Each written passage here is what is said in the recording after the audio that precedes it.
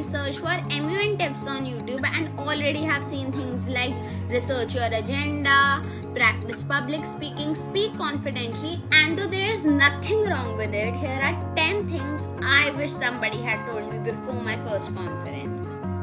Now, most MUN tips out there tell you what to do. I'll tell you how to think. Because once your thinking changes, your preparation changes, your speeches changes, and eventually your performance changes too. So here's the first one. This is something I hope somebody had told me before my first conference, is that confidence is a result, not a prerequisite. Now imagine going to someone who has never attended a MUN, never spoken in front of 80 delegates, never answered a POI, just going to them and saying, hey, just be confident. Will that make them a better delegate? Definitely not.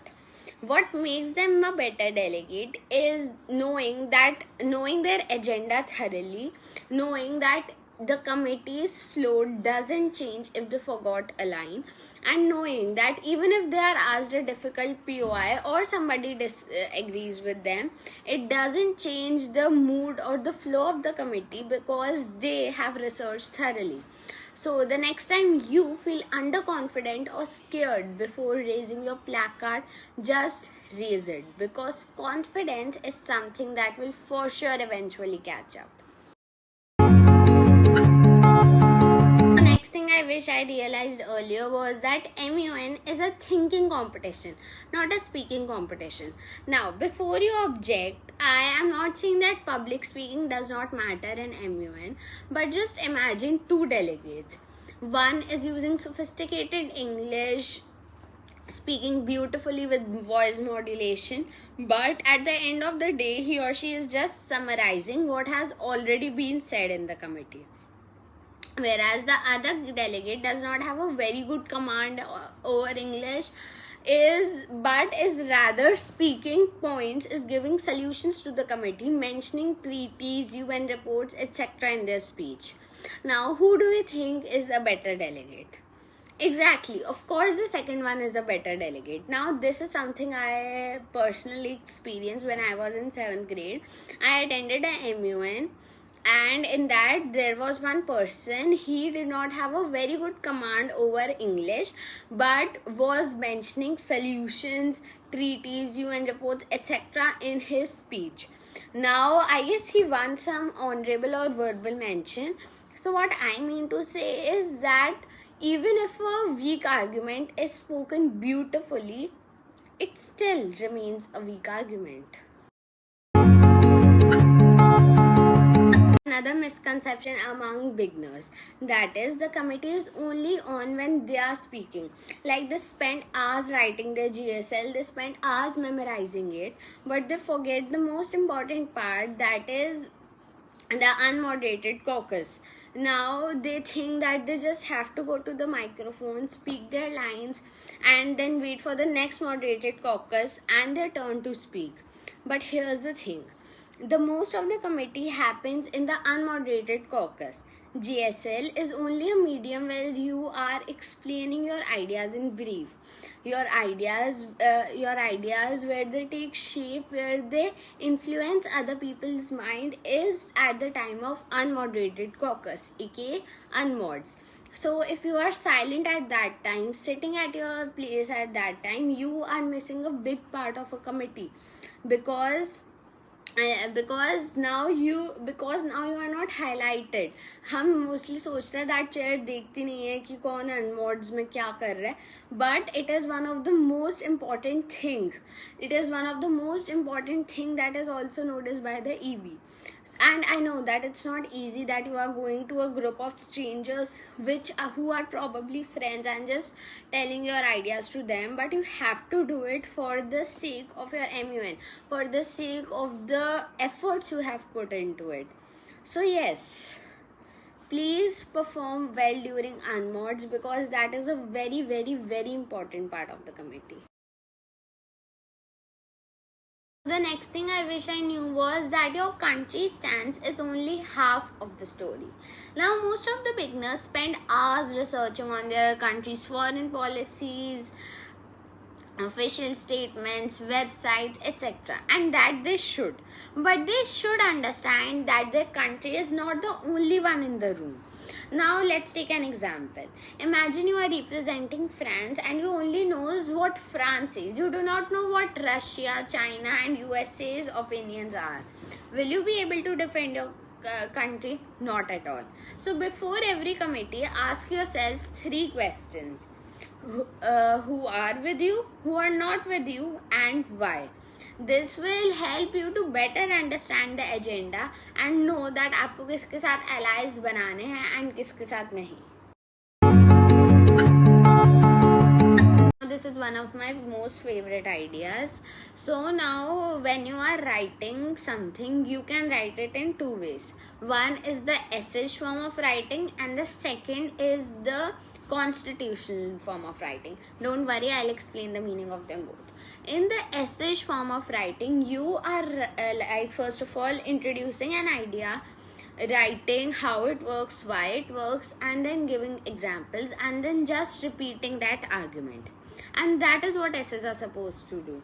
But in the constitutional form of writing, a word shows a concept. A word represents a concept. If you miss a word, you miss a concept. For example, India is a secular, socialist, sovereign country. I don't know, it's this only probably. Whatever. Now in this, if you miss a word, you are missing a whole concept. So now you might wonder कि MUN में हमें कैसे लिखना है, हमें essay form of writing follow करनी है या constitutional form of writing. Now in MUNs you don't have to be poetic or you don't have to write long speeches. You only have 90 seconds. You have to make the most out of it. So you of course have to follow the constitutional writing. In your JSL, in your mods, you have to mention treaties, articles, what your country did, what it is planning to do, solutions for the committee, etc. Because in those 90 seconds, like if you have 3 sentences, you have to think that मैं इन तीनों sentences को कैसे modify करूँ that वो एक sentence में आ जाए जिससे मेरा time कम लगे and जो sentence है वो अपना meaning भी ना lose करे. So for a moment, let's think that MUN is not a competition you are attending, but rather a common place where all countries are discussing solutions for a particular agenda. And that is what MUNs are for on global scale. In a MUN, you don't have to prove that जो मैंने बोला point वो सही है. I mean, that is not at all what you will be rewarded for. You will be rewarded for adjusting and accepting. अगर आपके सामने वाला delegate आपको better idea दे रहा है, so accepting that हाँ वो सही है. So yes, in a MUN, your opponent is not the delegate sitting in front of you, but rather the agenda. So the next time someone disagrees with you, there are 3 things that you can do. First is convincing them that आपका idea better है and this will solve the agenda better. Only if your idea is genuinely better and your inner soul says that it's better from them. The second thing you can do is combining those ideas or adding changes to your ideas. And the third thing that takes courage to do is accepting that सामने वाला सही है and वो अगर होगा it will just solve the agenda better. Okay, so now I want you to think of the last committee you attended. Now, how many times did you hear people just saying that we need international cooperation, we need to educate the Gen Z, we need to introduce stronger policies, stricter laws? While all of this is true, did it make any effect on the committee when it was said for the 5th time? It did not. So that's the point. When you are speaking something, when you raise your placard, just ask yourself one question. Are you adding something to the committee or you are just saying the point that has already been said for the 5th time? Because that's when changes are made. You don't have to just say and दिखाना है आपको कि मैंने बोला है committee में, मैंने बहुत ज़्यादा बोला है. आपको कुछ ऐसा बोलना है जो लोगों को याद रहे, that brings the committee forward or something. So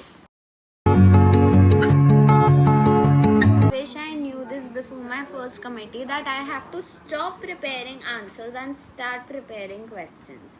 Now most of the beginners make GSLs, think about the solutions they'll propose, think what they'll speak if someone questions their policies, and all of this is important. But at the same time, you have to know that you have to think from a third person's viewpoint, some other country's viewpoint, that वो आपके solution को कैसे challenge करेंगे, वो क्या सोचेंगे आपकी policies के बारे में. You have to prepare a question for each and every country. Now this is something I always do before my committee. I just see that matrix and make a question for each and every country.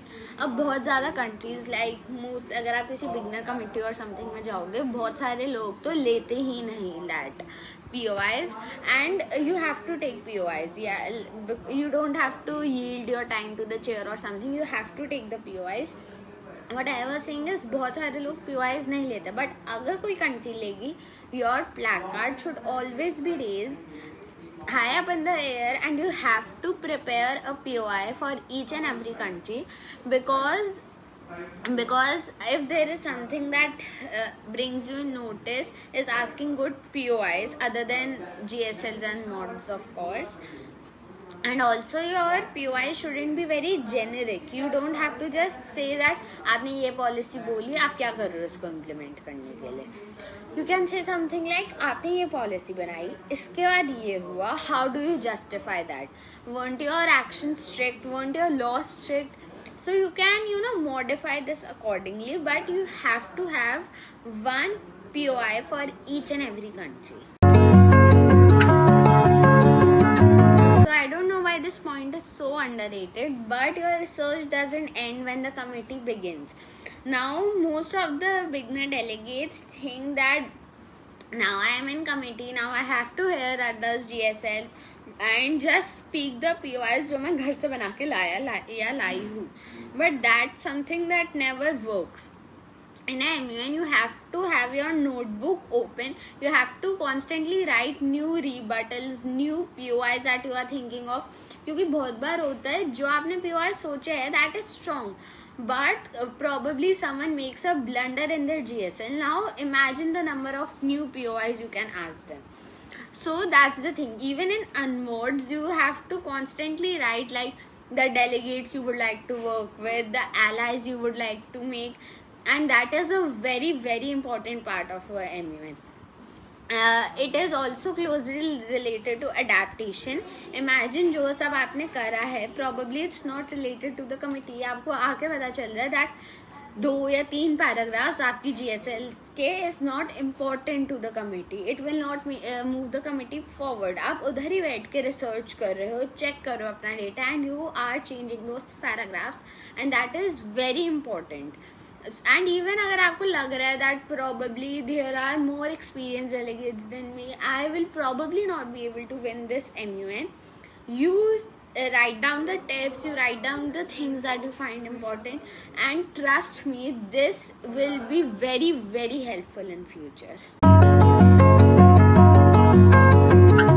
Think that this is something no one will tell you, but I like to repeat it, and please understand that your first MUN doesn't define what type of delegate you are.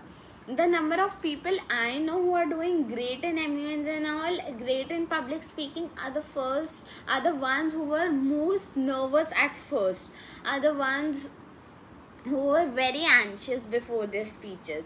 So I know that even if your first MUN wasn't that good, please go ahead, please try another, because your first MUN never defines who you actually are. On this note, I like to take your leave.